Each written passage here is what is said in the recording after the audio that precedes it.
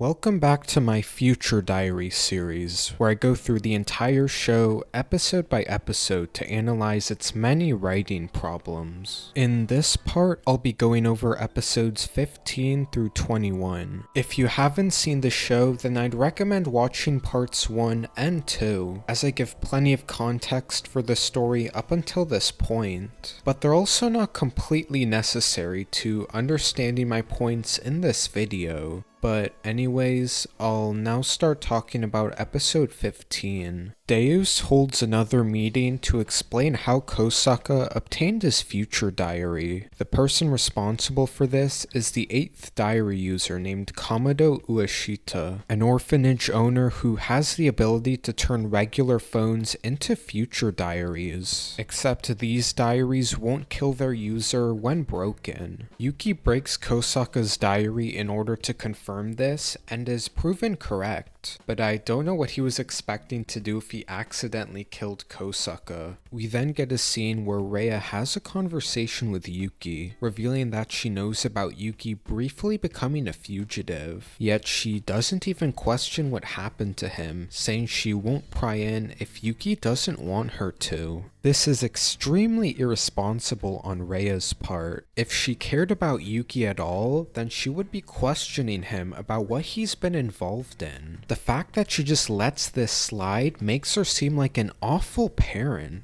But anyways, Nishijima comes up with a plan to protect Yuki from Kamado and her apprentice diary users. He takes Yuki and his classmates to an estate owned by Kosaka's family, which just happens to have its own cell tower. Since apprentice diary users rely on a stable connection for their diaries to work, they will be rendered powerless if said connection is shut off. Nishijima also has police stationed nearby, yet Yuno is able to sneak onto the estate with no explanation. She also shuts off the power in the mansion to sabotage their plan, which doesn't make sense considering that she wants to protect Yuki. Akise and Kosaka leave the mansion to manually turn off the cell tower, which allows the group to be attacked by 2 apprentice users named Marco and Ai. Akise and Kosaka are able to shut off the tower, rendering Marco and Ai's apprentice diaries useless. But it's then revealed that these diaries were a ploy, and they're actually the collective owners of the 7th future diary, which gives each of them predictions about the other person. We also get a moment where Marco calls out Yuki for how pathetic he is, since Yuno is doing all the work while Yuki just hides behind her. And despite how annoying I find Marco's character, it was extremely satisfying for him to call out Yuki like this, as it's one of the few moments where Future Diary shows self-awareness. But soon after this confrontation, Yuki and Yuno are both injured and have their diaries stolen, and for some reason Yuki doesn't seem that worried, even though Marco and Ai could kill him at any moment.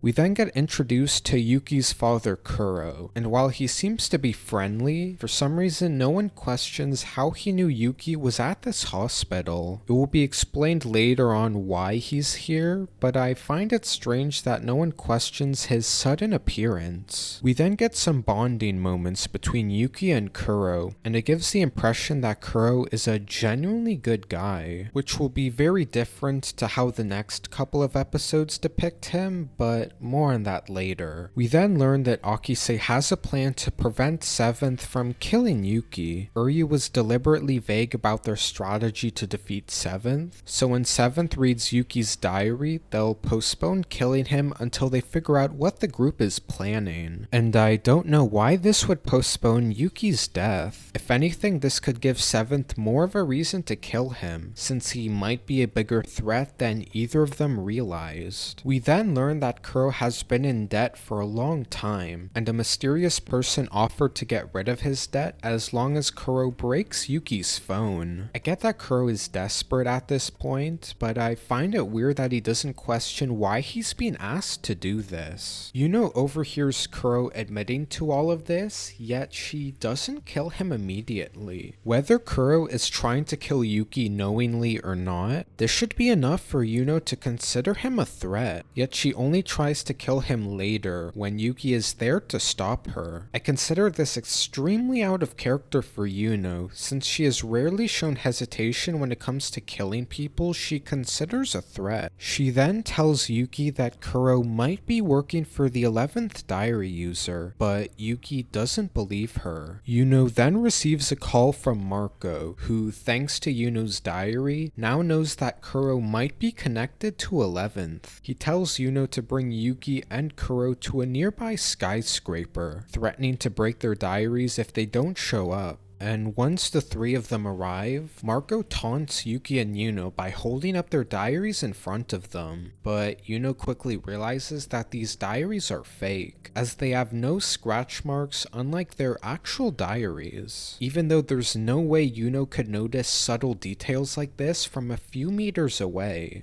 But anyways, Kuro starts breaking one of the fake diaries, thinking that it belongs to Yuki, and while everyone is distracted by this, Yuno takes the opportunity to snatch the bouquet I was holding, which she correctly guessed about the diaries being hidden in. Kuro then asks Yuki to break his phone, saying that he'll buy him a new one, and for some reason Kuro still isn't questioning why everyone cares about Yuki's phone. It's then revealed that Marco was working with an apprentice diary user named Taro, who has set multiple explosives around the building, leaving everyone in the building to escape before it's too late. The next episode then begins with yet another tragic backstory, this time for the characters of Marco and Ai. They were both orphans who were taken care of by Komodo, the same woman who will later become the 8th diary user. We then get one of the most tasteless moments of sexual violence in the entire series. Back when I was in high school, we see that some of her classmates don't like her. They call her pretentious and self-pitying, but we never see that in the way she acts, so this setup already feels pretty forced. But then, these girls lure Ai to an abandoned warehouse where she's assaulted by multiple students from her school. And when Marco finds Ai after this happens, he kills all the students in the warehouse. It's really aggravating to see this show use sexual violence in such a contrived and exploitative way, especially since it won't add anything to Ai's character beyond the surface level. While you can laugh at how bad most of the show is, moments like this are kind of just sickening. But at the very least, I won't have to bring up this issue again, since we won't get any more scenes like this for the rest of the show. We then cut back to the present, where Marco and Ai take Kuro hostage. They seem a lot less exaggerated and more genuine than they were in the previous episodes, which is likely done because they're going to get killed off very soon. Marco gets the feeling that Yuki will gain more confidence and stop hiding behind Yuno, but is immediately proven wrong when Yuki decides to hide behind Yuno. Marco then takes on Yuno in a fight and is seemingly able to knock her unconscious. He then takes Yuno's diary from her, which says that Yuki is hiding in the broadcast room, so Marco goes to investigate while Ai has Yuno restrained. And I really don't understand why they don't kill Yuno immediately, since she is a far greater threat to them than Yuki is. But once Marco reaches the broadcast room, he realizes that Yuno was holding the same fake diary from earlier, and somehow Marco didn't realize this, despite being the one who obtained the fake diary. Yuno even pointed out the differences between these phones in the previous episode, yet Marco only realizes that this is a fake when it's too late. He reads in his phone that Yuki is going to kill Ai by throwing a dart at her phone, and Marco is able to warn her before this happens. But while Ai is distracted by Yuki, Yuno takes the opportunity to slice her throat, and despite having her throat slit, Ai is still able to say Marco's name before she collapses. Kuro then snatches the parachute Ai was going to use and jumps off the building, leaving his own son to die all so he can save himself. This is an absolutely ridiculous moment, and it makes no sense with what we know about Kuro's character. While it is questionable that he went along with the mysterious demands, it's never confirmed that Kuro actually knew anything about the future diaries, and we're given no reason to believe that he would let his family die without hesitation. Not to say that Kuro was a great person before this episode, but it's still a massive contrivance for his character. But as Kuro is parachuting to the ground, we then cut to Rhea, who was not only able to recognize Kuro, but run to his location seconds after he landed. So either Rhea was able to do all of this from a massive distance, or the police are allowing people to stand right outside of a collapsing skyscraper. Either way, this scene makes no sense. Rhea then interrogates Kuro about what happened to Yuki, as she was informed by Nishijima that Yuki and Kuro were together, and now that Kuro has been backed into a corner, he decides to kill Rhea so he can escape. Once again, this sudden character shift is nonsensical. Kuro has not only left his son to die, but killed his own wife, also he can save himself. This development about Kuro's character comes out of nowhere, and it just makes his character even more difficult to understand. The show also doesn't explain why he's been carrying around a knife this entire time, making this scene just a little bit more contrived. Back at the skyscraper, Yuki and Yuno are trapped under a pile of rubble along with Ai, who has not only survived a knife to the throat, but is still able to articulate full sentences. Marco is currently outside of the pile and is attempting to move rubble out of the way. As he does this, he proceeds to call out Yuki and Yuno for how selfish they are. Yuki is constantly having Yuno do the dirty work for him, yet will also complain whenever she goes too far. Yuno claims to care about Yuki, yet she will so often disregard what he actually wants. And the best part is that Yuki and Yuno don't even know how to respond, because everything that Marco says is correct.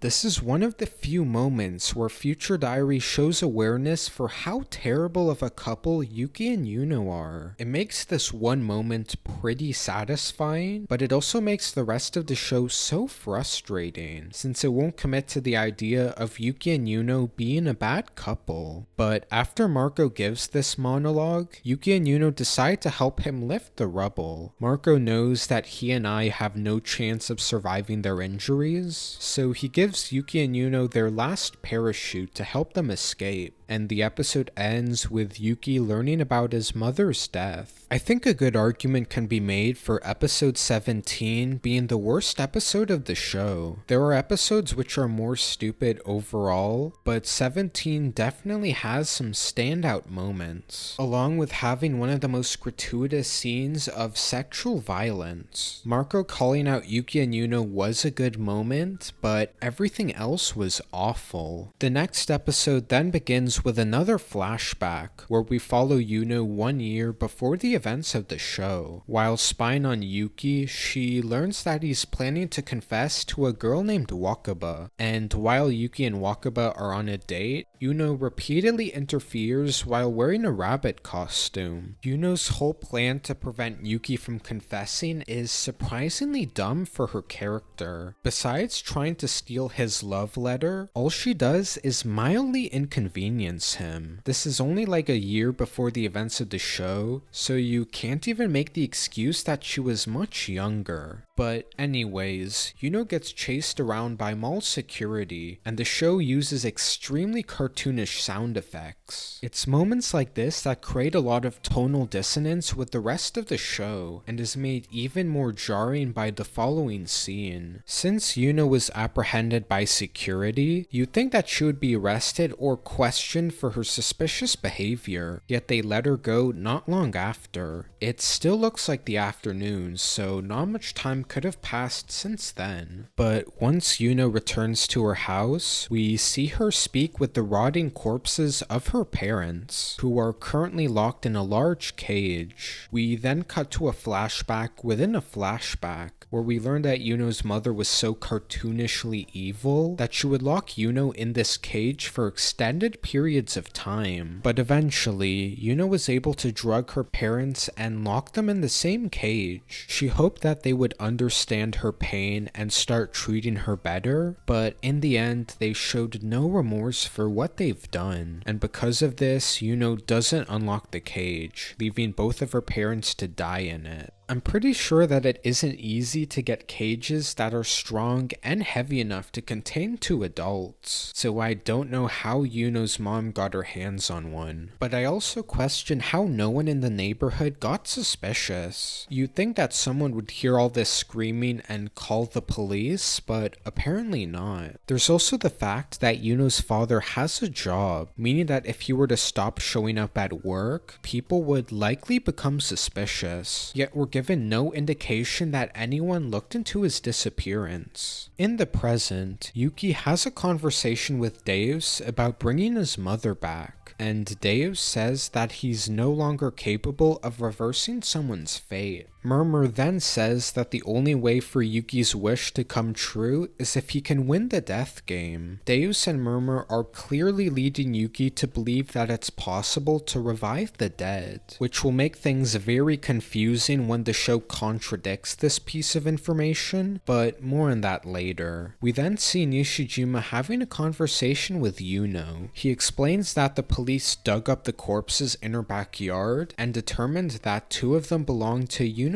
parents. You'd think that Nishijima would take this perfect opportunity to arrest Yuno, especially with how dangerous she has been in recent episodes. Yet he only seems concerned about the unknown identity of the 3rd body, as if finding corpses in someone's house isn't that big a deal. But Yuno refuses to reveal who the 3rd corpse is and leaves the building. Yuki reads a diary entry from 2 days in the future, where he learns that Kuro is the main suspect for Reia's murder, and right after receiving this message, Kuro stumbles into the house with some injuries. Right after he patches Kuro up, Yuki asks if he killed Reia, and Kuro brushes this off, saying that Yuki has no proof he did such a thing. Yuki is clearly angry about this, but he understands that he'll need some evidence if he wants to prove his dad guilty. Yuki then decides to tail Kuro on the next day, believing that he could find proof of his guilt. And you'd think that Yuki would be taking this very seriously since it's related to his mother's death, but he oversleeps and gives Kuro a head start. On his way to Kuro, Yuki receives a prediction that he'll lose track of him, but when he decides to take a shortcut, he says that his diary has changed, even though you can look at the text to confirm that nothing has actually changed. Yuki is eventually able to catch up with his dad and finds him carrying a black bag.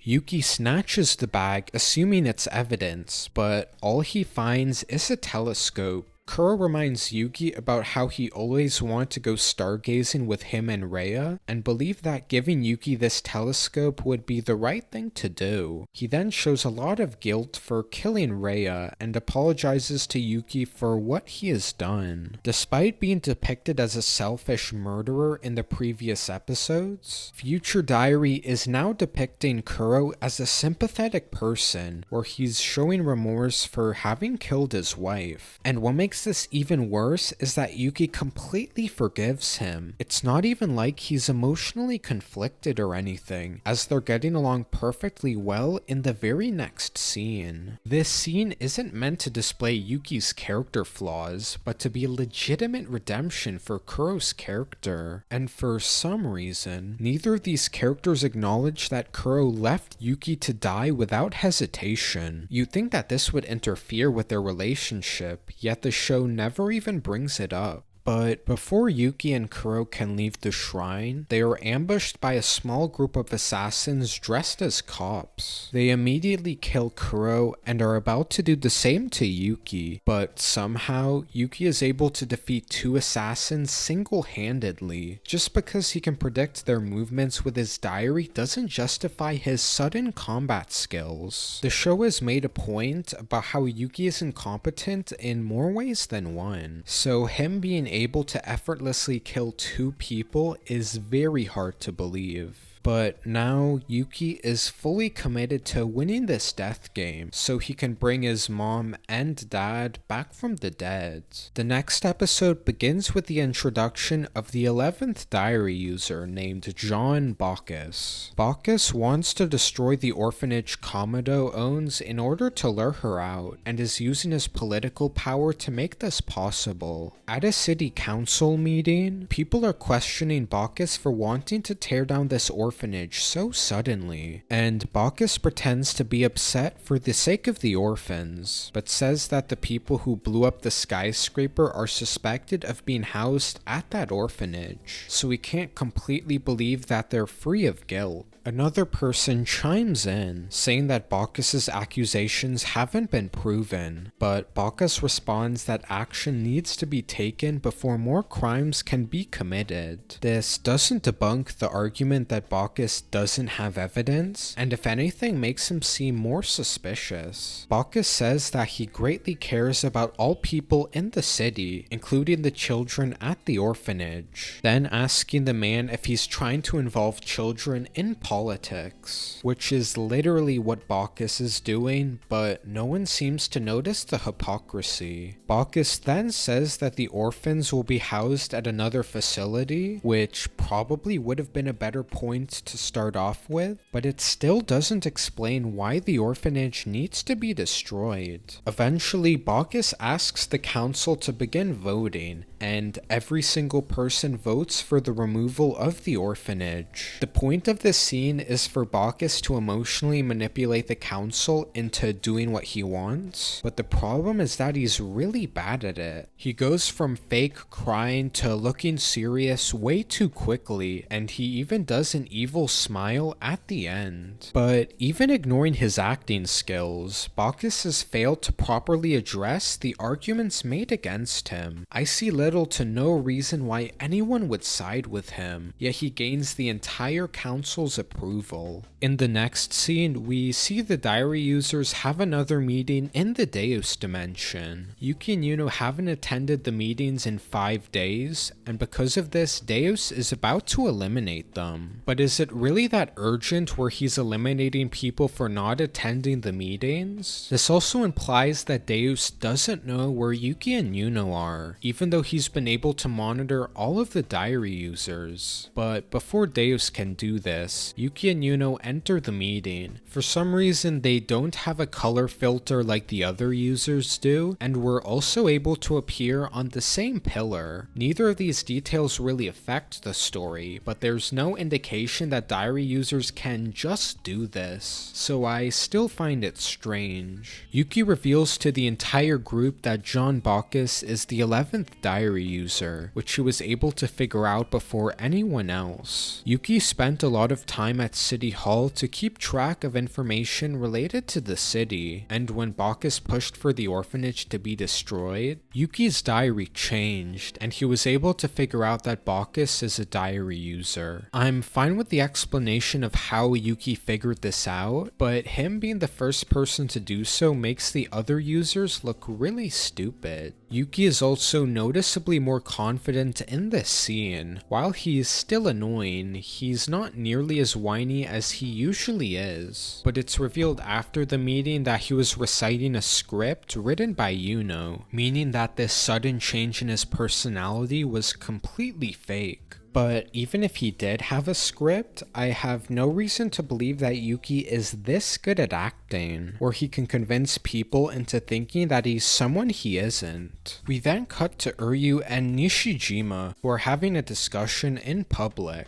Uryu tried to disguise herself by wearing a hoodie, but she keeps on her very noticeable eye patch, and for some reason is carrying around a squirrel in her shirt. It's like she was trying to appear inconspicuous, but just gave up halfway through. But anyways, Uryu informs Nishijima that Bacchus is the 11th diary user, and this briefly leaves Nishijima stunned, since he's been assigned as a bodyguard for Bacchus. Uryu and Nishijima also discuss the corpses from Yuno's house. The first two have been identified as Yuno's parents, who are apparently well known for owning a local bank. But the identity of the third body is still unknown. The only other piece of information they have is that Yuno was adopted, which Akise is currently looking into. In the next scene, we learn that Yuki and Yuno have teamed up with Kamado to ambush Bacchus, and since Kamado has a large group of apprentice users, it looks like they'll have a good chance against Bacchus, but things don't quite go as planned. Once the car arrives, the apprentice users and Yuki start killing Bacchus's bodyguards, and even if they have weapons and the help of a future diary, I still find this scene hard to take seriously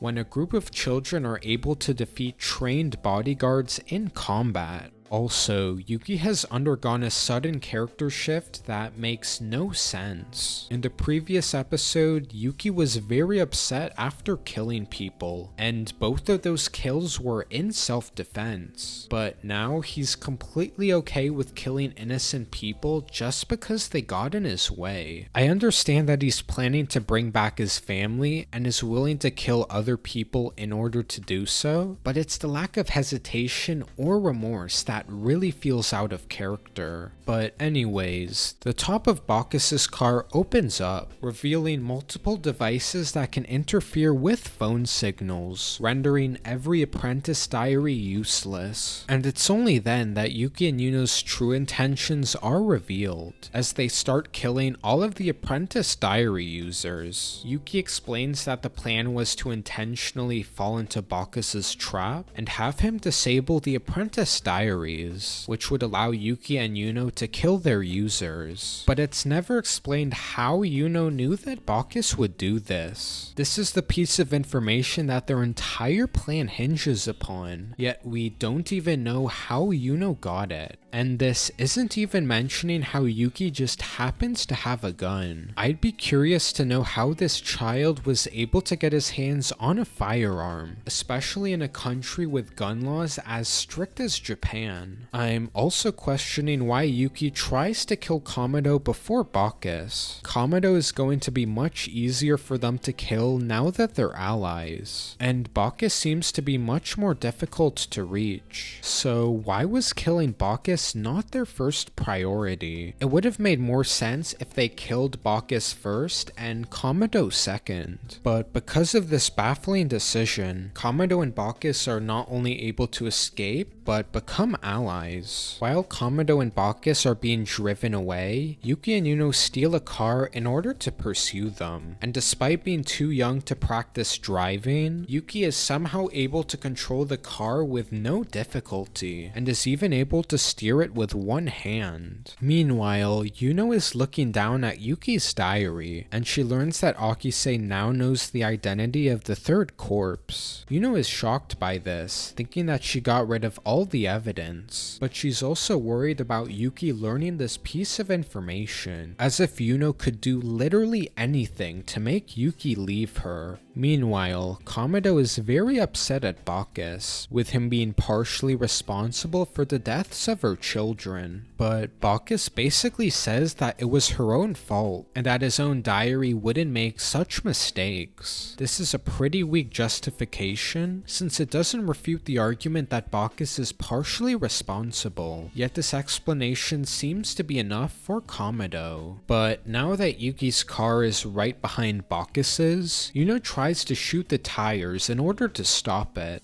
But Bacchus's car swerves just in time to avoid the bullet. Even though future diaries should only be able to predict information in multiple minute increments, Bacchus is able to predict the exact moment a bullet will be fired and relay this information to the driver. Soon after Yuno's failed attempts, Yuki drives straight at the car and forces it off the road. Yuno then gets out of the car and points her gun at Bacchus, and for whatever whatever reason, she doesn't immediately pull the trigger. You'd think that Yuno wouldn't waste any time, since Bacchus and Komodo are the two greatest threats for her and Yuki, yet she gets distracted for long enough to lose her gun. Yuki and Yuno are then surrounded by Akise, Uryu, and Nishijima. Using DNA evidence, the police were able to learn that the identity of the third corpse is Yuno Gasai, meaning that whoever we've been following the entire show isn't the real Yuno. And this leads to a very obvious fake out, where it seems like Yuki is going to abandon Yuno after learning the truth. We're at the point where Yuki is okay with Yuno being an unhinged murderer, so it's pretty obvious that this isn't going to change how Yuki feels about Yuno. The next episode immediately opens with Yuki and Yuno dodging a gunshot from Bacchus. For some reason, Bacchus doesn't try shooting again despite how close he is, and for some other reason, no one in the vicinity makes an attempt to disarm him. It's really bizarre that despite Bacchus attempting to shoot Yuno, everyone immediately moves on as if nothing happened. Yuki also confirms that he's on Yuno's side no matter what, which is pretty much what I expected from this show. We then cut to a couple days in the future, where Nishijima informs Uryu that Bacchus is hiding out at a nearby university. After Uryu sneaks onto the campus, she overhears a conversation between Bacchus and Komodo. Bacchus explains that this university is housing an extremely powerful supercomputer, and that he wants to hook it up to Komodo's diary to make everyone in the city an apprentice user. It's never really explained why Bacchus wants this,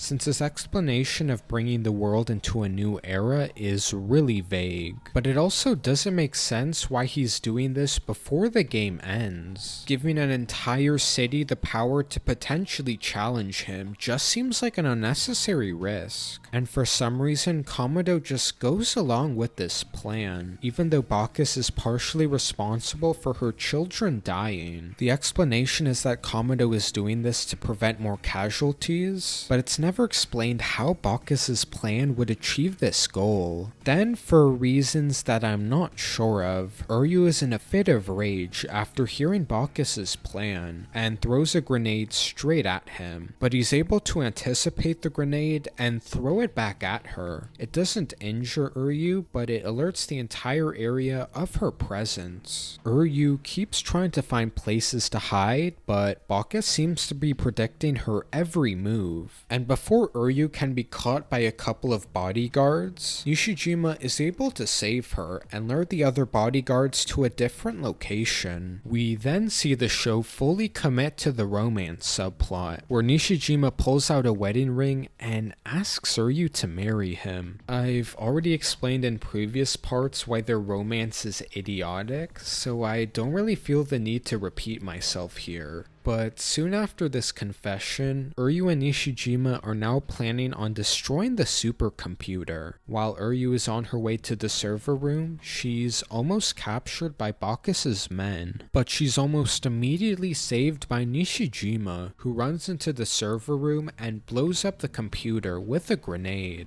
Once they escape the area, Nishijima seems relieved, but Uryu suspects that Bacchus has something else up his sleeve, and she ends up being correct. It turns out that the grenade only destroyed a specific part of the computer, meaning that many random people were given apprentice diaries, just not the entire city. It's extremely convenient that this is what the grenade caused instead of disrupting the program completely. But anyways, we see Uryu and Nishijima group up with Yuki's classmates, who now have apprentice diaries of their own. We also get another unfunny moment where Mao's obsession with Hinata is played for laughs. Kosaka's diary then informs the group of two supercomputers that are allowing the apprentice diaries to function. Uryu and Nishijima ask the group to help them destroy the computers, but Kosaka is the only person to point out that Uryu is a child-murdering terrorist. You'd think that this would be a big point of contention, especially with Kosaka, who is a victim of Uryu's actions, but he gets over over it almost immediately to team up with Uryu. This was one of the few moments where Uryu is called out for her actions, and the show goes nowhere with it. Uryu is also able to figure out Bacchus's diary ability off screen, which allows him to remotely view every other future diary. And this is where we're introduced to a brand new diary feature, which allows the user to replace real entries of their diary with fake ones, rendering Bacchus's diary useless. Not only is Uryu making a very risky assumption that this will work, but it's based on a new diary ability that was never shown up until this point. But thanks to the new ability, Uryu and the group are able to make their way to the supercomputers without getting caught, or at least it seems like they are until we get yet another contrivance. It's revealed that Bacchus's assistant has an apprentice diary that monitors every future diary, except this one can't be manipulated like Bacchus's. And because of this, Bacchus is able to capture the teenagers and determine the locations of Uryu and Nishijima. So apparently this random apprentice user has the most powerful diary in the entire story. But if that's the case, then I question why Bacchus would ever use his diary over this far superior version. While running through a hallway to one of the supercomputers, Uryu accidentally sets off a claymore which blows her hand off. I'm sorry, but there's no way an explosive would remove a limb that cleanly without doing any other damage, especially with how close Uryu was. Nishijima then stands where the explosive went off in order to check on Uryu, allowing Bacchus's men from down the hall to shoot him in the back, instead of grabbing Uryu and retreating in order to plan their next move. Nishijima just happens to stand somewhere where he's completely vulnerable. But anyways, Uryu drags Nishijima away in an attempt to save him, but it's clear that he isn't going to survive his wounds. And in his last moments, he shields Uryu from even more gunfire, and before Uryu can get shot herself, she's saved by Yuki, who kills Bacchus's men with an automatic firearm. Yuki and Yuno having pistols was already stupid, but I'm pretty sure that laws around automatic firearms are even more strict. Either way, it's really dumb that these children can just get their hands on firearms. We also learn that Yuno has a katana, which is probably easier to obtain than a gun, but it's still something that the show should have explained. And despite Yuki admitting to using Uryu as bait, she still decides to follow him to see what he's planning. And it's revealed that he and Yuno have taken multiple hostages, believing that they can use them as leverage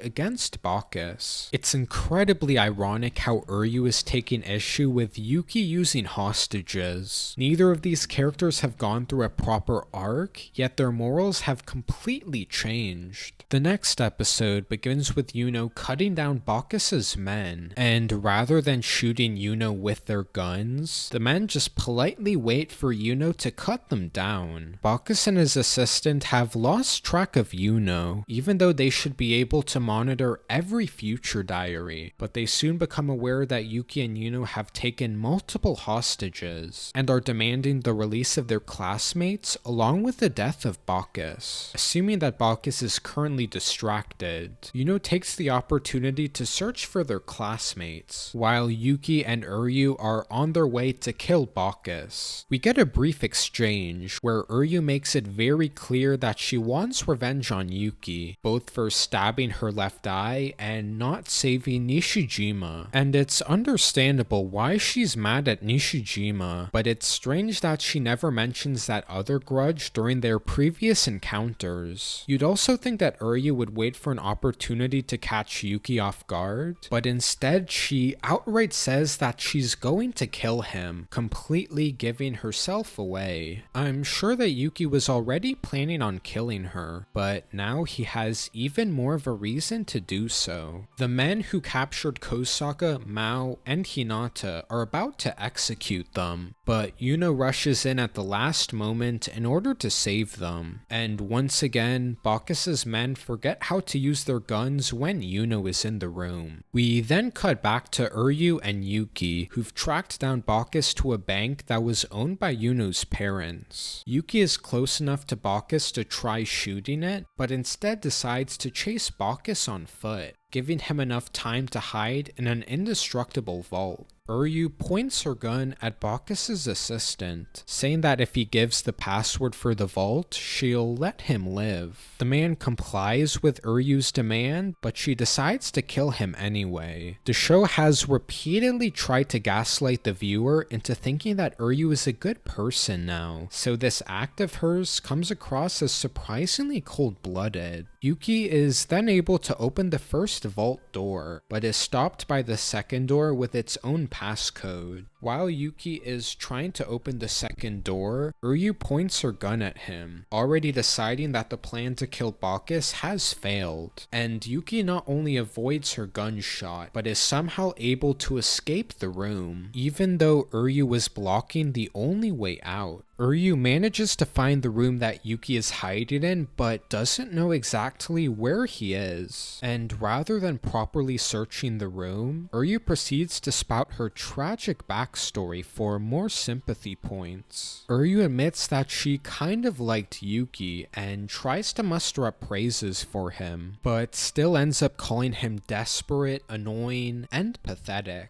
Even characters in this show are having trouble finding legitimate compliments of Yuki's character, making it hard to understand why anyone finds him endearing. Uryu also tells Yuki that his dream of bringing back his family won't come true, and despite having literally nothing to back this up, it still manages to shake Yuki's determination. Uryu then says that Yuki has no way out of this situation. If he sits around doing nothing, then she'll eventually find him, and if he attempts to change the future, she'll know where he is because of his phone's static noise. I feel like Uryu could have easily found Yuki if she properly searched the room, but the story needed Yuki to get out of this situation somehow. Meanwhile, we see Bacchus sitting around in his vault, and it turns out that the second vault door has a retinal scanner, which only works with the eyes of Bacchus, Yuno's parents, or Yuno herself. But since Bacchus knows that the real Yuno is dead, the retinal scanner shouldn't work on whoever stole her identity. When Yuno's parents got a retinal scanner for their vault, why would they give their underage daughter access to it? And when Bacchus took control of the vault, why would he allow access to anyone other than himself? Even if he was confident that Yuno and her family are dead, this just seems like an unnecessary risk that could have easily been removed. Basically, this whole setup is a very contrived way so Yuno can kill Bacchus.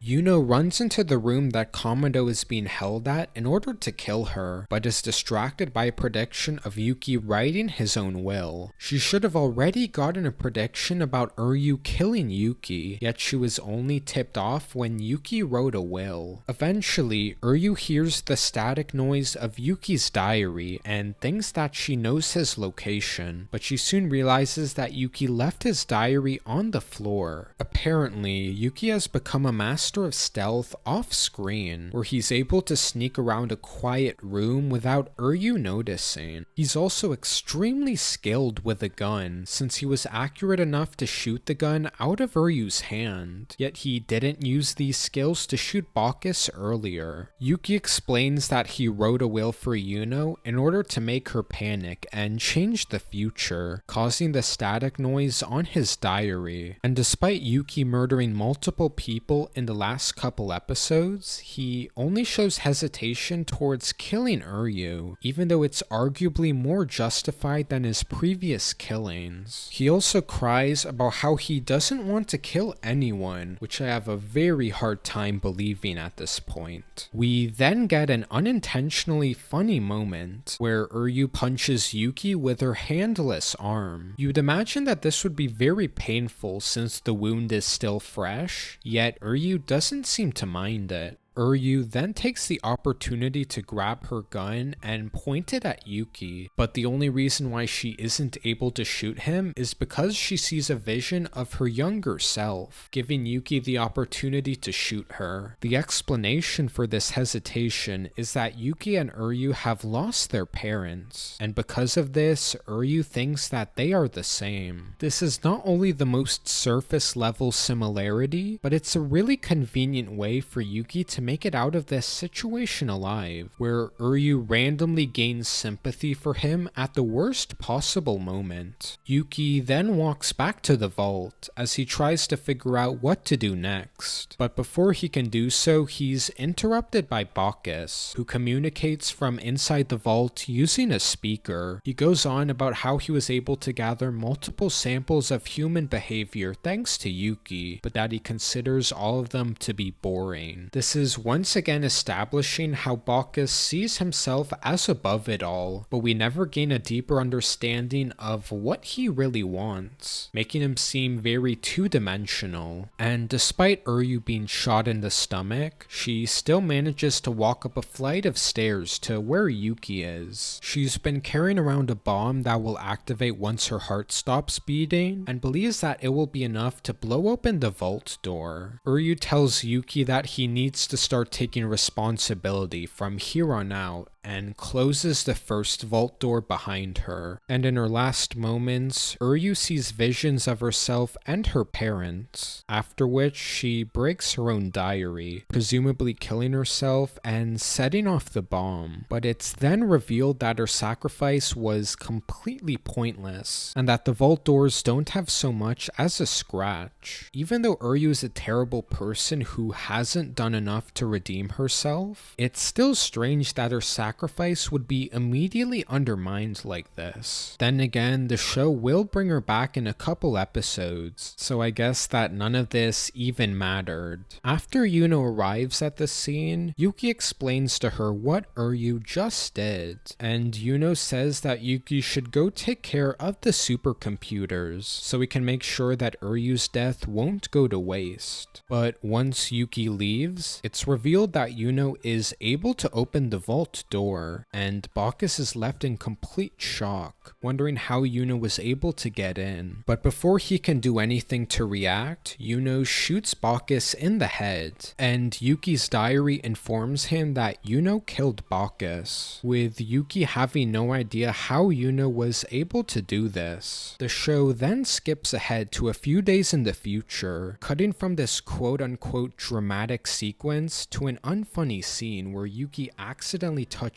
Yuno's chest, reminding the viewer of how bad this show is at being funny. We then learn that Akise and his friends are currently housing Kamado. Akise thinks that they should hand over Kamado to Yuki, believing that he would be the best choice for the god of this world, and Kamado is willing to go along with this. I'm sorry, but why exactly does Akise think Yuki should become the next god? Exactly what aspects of Yuki's character make him a good candidate in Akise's eyes? Not only has he been pathetic and useless throughout the entire show, but has become a complete psychopath in the last couple episodes. I get why Yuki would be a preferable choice to Yuno, but I have no idea how he's a better choice than Kamado, and the fact that Kamado just goes along with it makes the scene even worse. Yuki killed so many of the children she cared about, yet she's still fine with him becoming a god. Whether Yuki is going to revive them or not, that's not something Kamado should easily get over. Akise then says that he doesn't trust Yuno, which I feel goes without saying. At this point, I don't know why anyone would trust Yuno, even if she wasn't hiding all this information about herself. Meanwhile, Yuki is writing down a list of the people he's killed, saying that he's planning to bring them all back. This doesn't sound too bad on paper, but the fact that he does all of this while smiling makes him seem pretty unhinged. Like it doesn't matter how many people he's killed as long as he can bring them back.